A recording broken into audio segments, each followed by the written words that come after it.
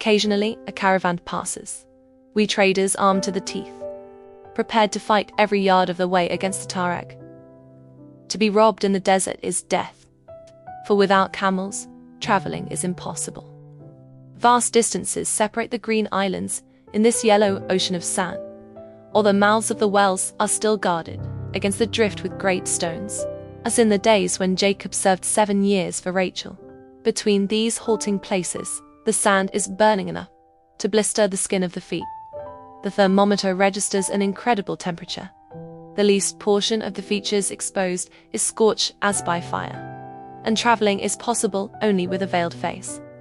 Then there are sandstorms, sand pillars reaching from earth to sky, and the wrecks of the camel skeleton bleaching to the whiteness of chalk.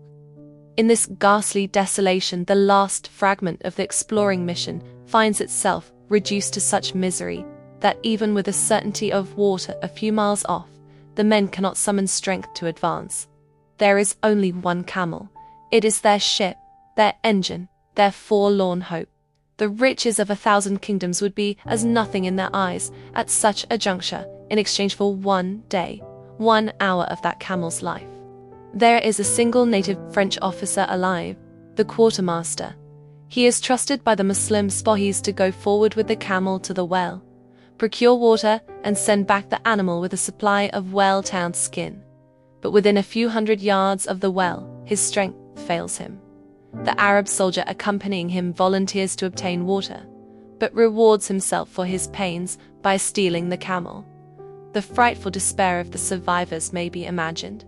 Without their camel, to carry water with them is impossible. 4 days subsequently, that little band of human skeletons, struggling vainly to keep the well, compelled by infernal thirst and heat to return after having marched a few miles under the sun. Lizards and sand insects are eaten alive. Reason weakens and looses its grasp upon the reins of passion.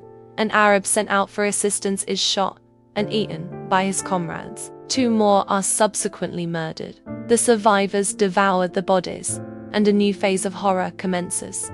Those who had marched on in advance return upon hearing the shots. They partake of the repast. They even kill another of the weaker ones and eat his flesh. After this, the wreck of the expedition supports itself by cannibalism, as a pack of wolves devour each other in the madness of hunger. There is little flesh on those starving bodies. The bones are crushed and devoured.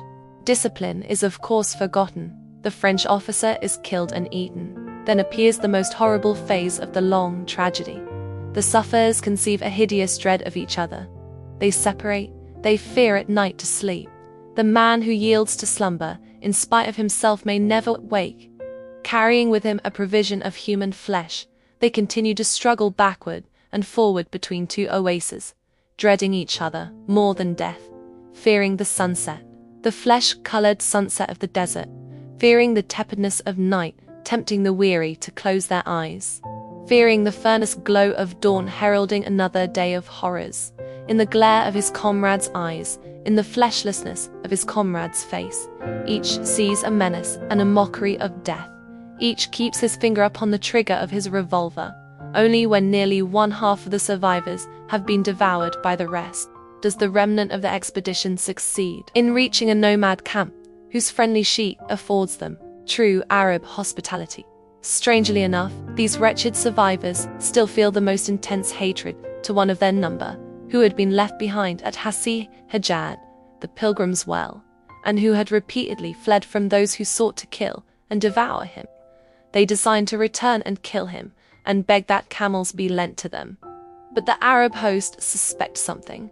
He insists upon accompanying them, and beholds sight that would have sickened the fiercest even of Tuareg. By his coming, the life of the Spahi is safe, but his fear of his old comrade is such that he refuses to accept aid until they have themselves departed another way. At last, a troop of friendly horsemen escort the victims to a Wagla, the Tunis of the desert, whence it is generally possible to obtain an escort to the last of the French military outposts, to Garth. But even a Wagla is remote from the civilized world proper, and the French flag could never be maintained there, except under the protection of an expeditionary column. When the reader pictures to his mind the unutterable misery of that march through a waste, fantastically desolate as a lunar landscape, under a sky whose very clouds are flying sand, under a perpendicular sun whose beams scorch like molten iron, against a wind whose heat flails the face, excoriates the hands, shrivels even the water skins upon the backs of the dromedaries. And when he imagines that silent struggle about the oasis, the murder of sleepers at the well, the frenzy of mutual hatred inspired by cannibalism, the emaciation that rendered it almost impossible to obtain 3 days' food from nearly 12 adult bodies, the crunching of bones when starvation had consumed the muscles of the victim, the thirst that blackens the lips and makes the tongue crack open and stifles speech in the throat. It is indeed difficult to conceive how men can pass through such experience and remain sane. The most pitiful case of all seems that of the poor Spahi, left alone for nearly a week at the well, who took to flight whenever his ghoulish companions came back for water, and returned by stealth in the night to gnaw the bones of the dead.